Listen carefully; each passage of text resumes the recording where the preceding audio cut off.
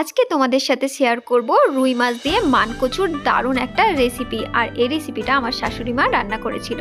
আর এই গাছটা দেখো অনেক দিন ধরেই আমাদের বাড়িতে হয়েছে, তো এত বড় গাছটা যে তোলা যাচ্ছিল না, কিন্তু মা পুরো গোড়া থেকেই কিন্তু গাছটা তুলে ফেলেছে, দেখতেই পেলে। এবার এটাকে কিন্তু বেশ ভালো করে কেটে নেবে।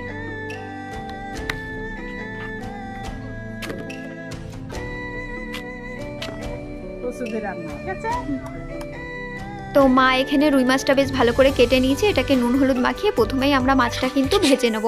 আর দেখো কচুটা কিন্তু এরকম একটু লম্বা সাইজ করে কাটা হয়েছে।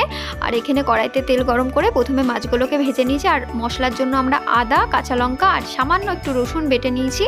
মাছগুলো সব আমাদের ভাজা হয়ে গেছে। শুকনো লঙ্কা, জিরে ফোড়ন দিয়ে তার মধ্যে টমেটো দেওয়া হয়েছে আর পেস্টটা দেওয়া হয়েছে মশলার। এদিকে হলুদ গুঁড়ো, লঙ্কা গুঁড়ো আর সামান্য গোলমরিচ গুঁড়ো দিয়ে কচুগুলো দিয়ে বেশ ভালো করে কষিয়ে নিয়েছে।